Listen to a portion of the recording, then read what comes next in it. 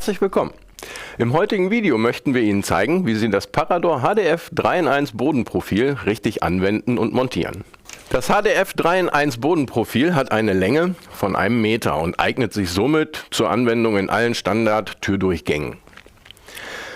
Das Profil kann angewendet werden als Abschluss, Übergangs- oder Anpassungsprofil. In der Verpackung befindet sich alles, was Sie zur Montage benötigen. Zum einen befindet sich in der Verpackung die Grundschiene zur Montage am Boden und die entsprechenden Befestigungsmittel, die Sie zur Befestigung mit dem Untergrund benötigen. Und natürlich das von Ihnen gewählte, farblich passende Abschluss-, Übergangs- oder Anpassungsprofil. Zur Montage des Grundprofiles gibt es noch einige Punkte zu beachten. Vom Grundsatz her kann das Profil auf die gleiche Art und Weise für alle Anwendungsgebiete montiert werden.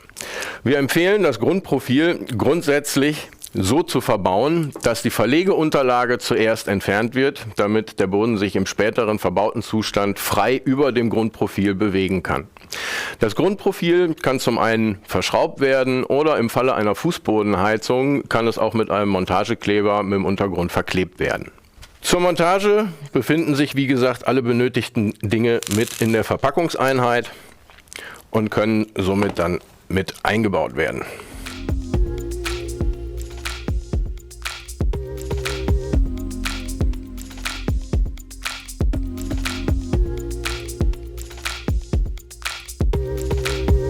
Nachdem wir nun das Grundprofil entsprechend montiert haben, setzen wir nun das Abdeckungsprofil oben drauf.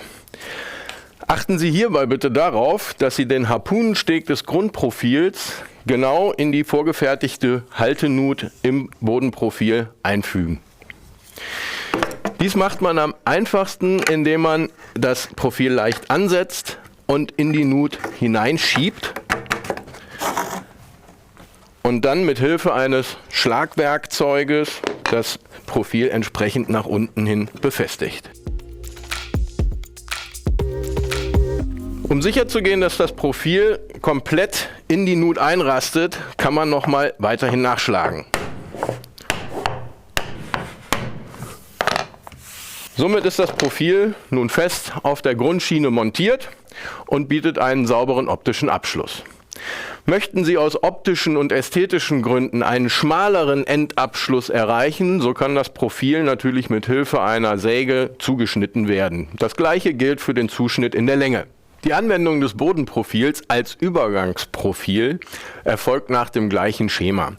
Montieren Sie die Grundschiene entsprechend auf dem sauberen Untergrund, entfernen Sie vorher die Verlegeunterlage in dem Bereich und setzen Sie dann das Profil entsprechend wieder in die vorgegebene Nut ein und befestigen Sie das Profil durch Drücken mit der Grundschiene.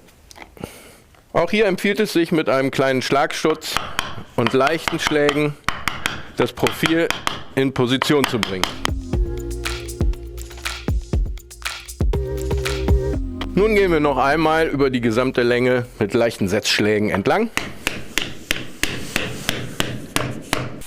Und somit ist das Profil als Übergangsprofil genutzt und eingebaut. Bei der Verwendung des 3-in-1 Profils als Anpassungsprofiles gibt es einige Punkte zu beachten.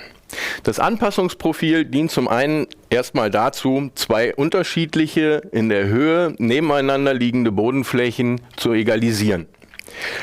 Das heißt, wir müssen hierbei beachten, dass das Grundprofil auf die Höhe des niedriger liegenden Bodenbelages angepasst werden muss. Den Zuschnitt des Grundprofils können wir ganz einfach mit Hilfe eines Cutters machen, indem wir dann in dem vorgegebenen schwarzen gummierten Bereich ansetzen und das Grundprofil dort trennen.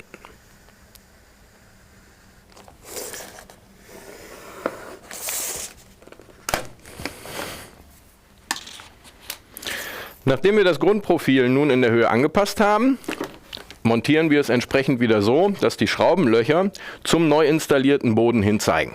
Nachdem das Grundprofil entsprechend montiert wurde, wird nun wieder das obere Profil aufgesetzt.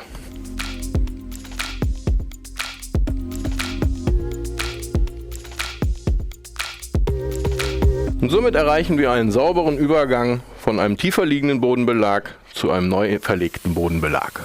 Wir hoffen, unser Montagevideo zum 3-in-1 HDF Bodenprofil hat Ihnen weitergeholfen. Wir bedanken uns für Ihre Aufmerksamkeit. Bis zum nächsten Mal.